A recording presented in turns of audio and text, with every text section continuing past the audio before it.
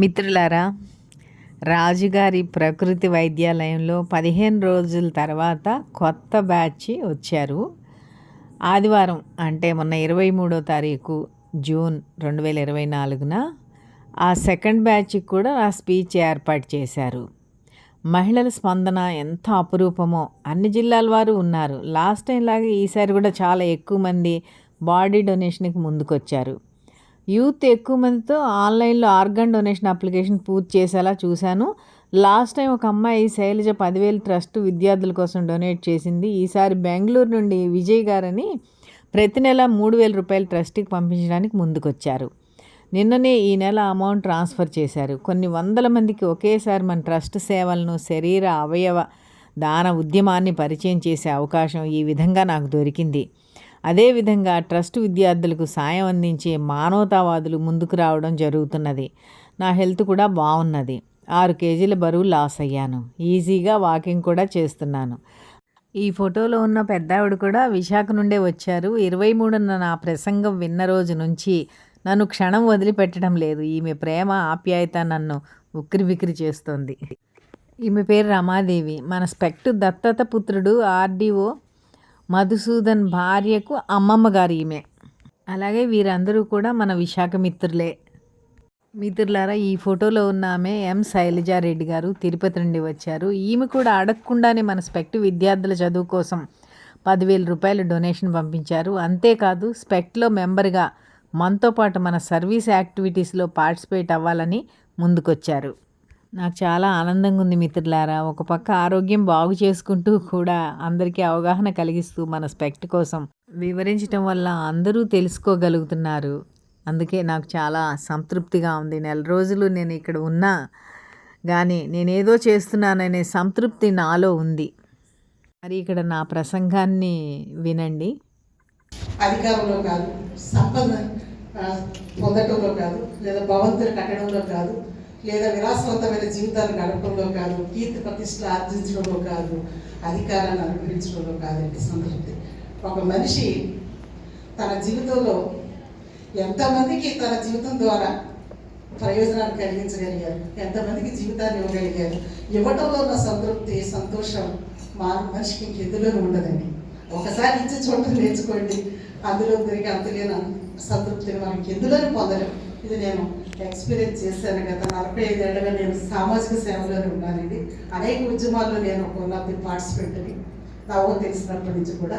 So 2002లో నేను ఒకసారి, అంటే మీరు బీబీసీ ఇంటర్వ్యూ కానీ నా ఇంటర్వ్యూ చాలా ఉంటాయండి, వందల సంఖ్యలో ఉంటాయి. గూడూరు సీతామహాలక్ష్మి అఫీషియల్ అని నా యూట్యూబ్ ఛానల్ చూసిన, లేదా Savitribai Phule educational and charitable trust అని మీరు గూగుల్లో సెర్చ్ చేసిన, సీతామహాలక్ష్మి గూడూరు అని చెప్పేసి మీరు నా పేరు పెట్టినా కూడా మీకు 100 వీడియోలు చేశాను. స్కూల్ అసిస్టెంట్గా రీసెంట్లీ నేను విఆర్ఎస్ తీసుకుని ఆ వచ్చిన డబ్బుల్ని ఇంకో 3 years సర్వీస్ ఉండగా నా పిల్లలు, నా సంస్థలో చదువుతున్న పిల్లల కోసం అది ఫిక్స్డ్ చేసేసి నాకు వస్తున్నప్పుడు ఒక 70,000 పెన్షన్ వస్తుంది. పెన్షన్ మీదే నేను సర్వైవ్ అవుతున్నాను, తిరగలుగుతున్నాను. ఎందుకంటే నా పిల్లలు వెళ్ళాలి, వాళ్ళని చదివించి వాళ్ళు వదిలేసానండి. ఎందుకంటే ఆస్తులు ఇవ్వాలని నేను ఎప్పుడు అనుకోలేదు. పిల్లలకు ఆస్తులు కాకుండా ఆశయాలు ఇవ్వాలి. మా నాన్నగారు మాకు ఆశయాలు మాత్రం ఇచ్చారు. ఆయన బడిపుంతులు, ఆయన ఆ రోజుల్లో బతకలేని బడిపుంతులు, కానీ మా 6గురిని బాగా చదివించారు. ఆయన ఆడపిల్లల్ని మగపిల్లల్ని సమానంగా పెంచారు, పెద్ద చేశారు. మేము చదువుకుని మా కాళ్ళ మీద మేము నిలబడగలిగిన శక్తిని ఆయన ఇచ్చారు. కాబట్టి తిరిగి మా పిల్లలకు కూడా మేము అలాగే చదివించి వదిలేసామంతే, ప్రయోజనం చేసి. సో వాళ్ళంతా వాళ్ళు బతుకుతున్నారు, తిరిగి సొసైటీకి వాళ్ళు, నా ఆర్గనైజేషన్కి నా పిల్లలు ఉపయోగపడుతున్నారు. సో మిత్రులారా, ఇది క్లుప్తంగా నా పరిచయం. మేము ఇచ్చిన నినాదం అదేనండి. ఆ కొయ్యమత్త హాస్పిటల్లో నేను చూశాను, 100,000 మంది క్రానిక్ పేషెంట్లని, కిడ్నీ పేషెంట్లు దేశవ్యాప్తంగా వచ్చిన వాళ్ళు చూశాను. వేదాయకంగా అడిగారు, సార్ ఏంటి పరిస్థితి ఇక్కడ, 8 ఏళ్ళ పిల్లడు కూడా డయాలసిస్ మీద ఉన్నాడు, ఇంత ప్రాబ్లమ్స్ ఇండియాలో ఈ కిడ్నీస్ ఎందుకు వస్తున్నాయని అన్నప్పుడు వాళ్ళు చెప్పిన వివరాలు విన్నాక ఆయన షాక్ అయిపోయారు. వాళ్ళందరూ చనిపోతారు, కిడ్నీ ఫెయిల్ అయిందంటే 2 కిడ్నీలు ఫెయిల్ అయ్యింటే చనిపోతారు. తాత్కాలికంగా వాడి జీవితాన్ని పొడిగించడానికి కేవలం డయాలసిస్ చేస్తున్నారు. కర్ణాటక డయాలసిస్ మీద ఉండదు. ఎప్పుడో ఒకప్పుడు వాళ్ళు అర్ధశక్తిగా చనిపోతారు. వాళ్ళ ఆయుష్ను పెంచడానికి కానీ, వాళ్ళ పునర్జీవితాన్ని ఇవ్వడానికి కానీ ఉన్న ఏకైక మార్గం ఆర్గాన్ డొనేషన్ మాత్రమే. కిడ్నీ ట్రాన్స్ప్లాంటేషన్ అవ్వాలి. సార్ మరి ఆ ట్రాన్స్ప్లాంటేషన్ జరగాలంటే ఇండియాలో మన పరిస్థితి 0లో ఉందండి. జీరో స్థాయిలో ఉన్నాం. ఆర్గాన్ డొనేషన్ మీద, బాడీ డొనేషన్ మీద అవేర్నెస్ లేదు. మీ ఆర్గాన్ ఇవ్వండి, మీ కిడ్నీ ఇవ్వండి అంటే అంత తొందరగా ప్రజలు కన్విన్స్ అయ్యే పరిస్థితి లేదు. కాబట్టి ఎవరిస్తారు ఇండియాలో అంత త్వరగా దీని మీద అవేర్నెస్ లేదు, ప్రజలు ఎవరు ముందుకు రాదు. కాబట్టి వాడు చనిపోవాల్సింది. నేనున్న హాస్పిటల్లో 3 daysలో నేను చూసిన ఒక అబ్బాయి చనిపోయాడు, డయాలసిస్ మీద ఉండగా, లేక పుట్టిన బిడ్డ. నేను చాలా రియలైజ్ అయ్యాను. నా బాధ కన్నా ఆ తల్లిదండ్రులు పడుతున్న బాధ నన్ను చాలా కదిలించింది. ఈ పిల్లల కోసం నేను ఏదైనా చేయాలి, ఎట్లాంటి వాళ్ళ కోసం ఏదైనా చేయాలని ఆలోచనతో వెంటనే విశాఖపట్నం వచ్చిన తర్వాత 2003లో ఈ ఆర్గాన్ అండ్ బాడీ డొనేషన్ మూమెంట్కి ఒక 35 మందితో మేము అంకురార్పణ చేశాం. మా టోటల్ బాడీని ఆంధ్ర మెడికల్ కాలేజీకి మేము బతుకుండగానే సబ్ రిజిస్ట్రార్ ఆఫీస్కి వెళ్ళి చట్టం ప్రకారం బిల్లు రాసి మెడికల్ కాలేజీకి మేము ఇవ్వడం జరిగిందండి.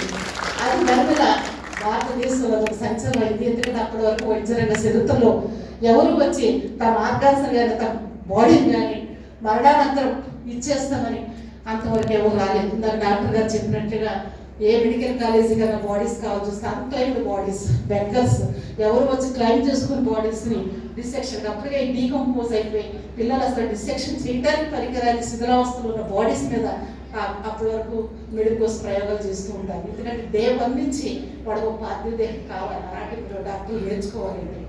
కానీ అట్లాంటి పరిస్థితి ఇండియాలో లేదు. స్వచ్ఛందంగా బాడీస్ ఇచ్చేవాడు లేదు, ఆర్గాన్స్ ఇచ్చేవాడు లేదు. కాబట్టి దీని రెండింటికి డిఫరెన్స్ ఉంది మిత్రులారా.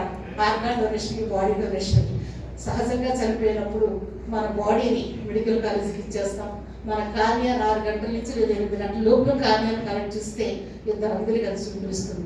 ఒకవేళ అనుకోకుండా బ్రెయిన్ డెడ్ అయితే అర్ధాంతరంగా మన అనుకోని యాక్సిడెంట్ వల్ల చనిపోతున్నారు. భారతదేశంలో లక్షలాది మంది ప్రతి ఏడాది లక్షల మంది చనిపోతున్నారు. అలాంటప్పుడు ఇంత విలువైన అవయవాలను మట్టిపాలు చేయకుండా మనం డొనేట్ చేయగలిగితే ఒక దేహం 18 మంది జీవం పోస్తుందండి.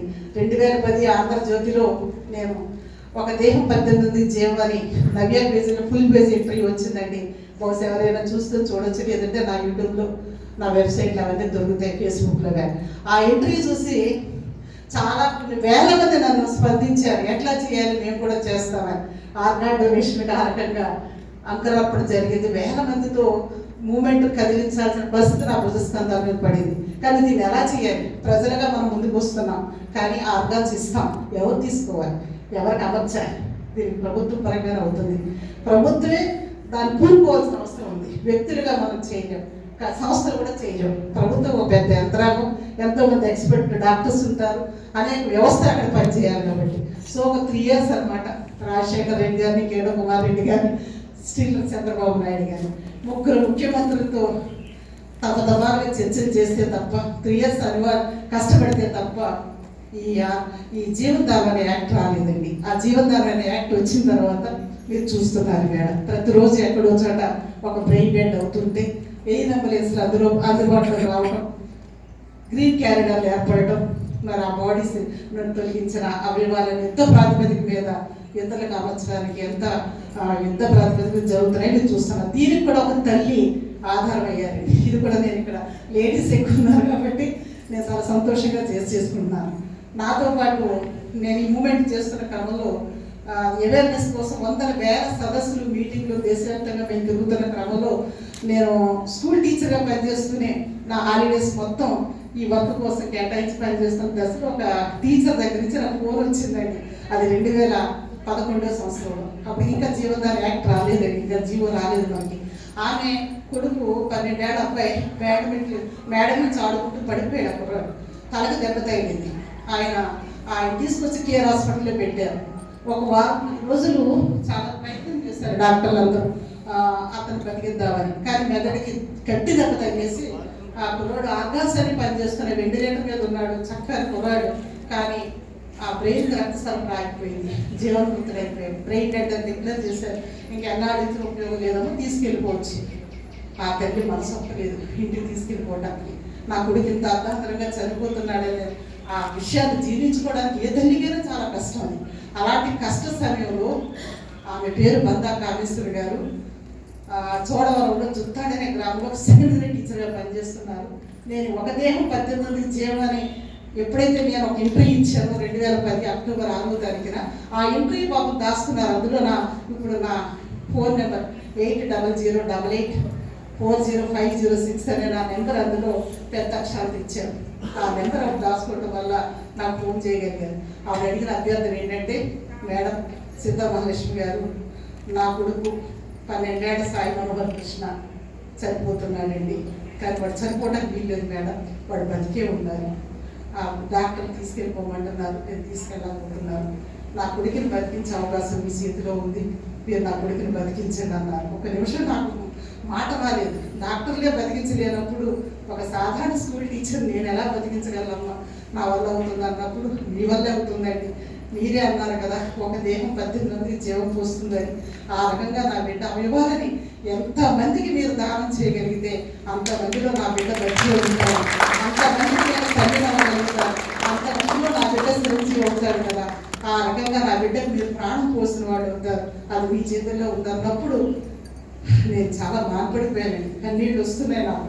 అయినా సరే నేను వెంటనే నచ్చదాపురం మండలంలో పనిచేస్తున్నా, స్కూల్కి సెలవు పెట్టి నేను వైజాగ్ వచ్చి ఆ బిడ్డను చూసి కేర్ హాస్పిటల్ వాళ్ళతో మాట్లాడి మరో 2 రోజులు అవకాశం ఇవ్వండి, వెంటిలేటర్ మీద ఆ బిడ్డను ఉంచండి అని చెప్పి పర్మిషన్ తీసుకుని విపరీతమైన, అంటే అప్పుడు ఈ జీవో రాలేదండి, జీవనదాన యాక్ట్ రాలేదు కాబట్టి విపరీతమైన ప్రెజర్ నేను ప్రభుత్వాల మీద ఇవ్వడం జరిగిందండి. కేంద్ర రాష్ట్ర ప్రభుత్వం వైద్య ఆరోగ్య శాఖ వాళ్ళు నిద్రపోలేదు.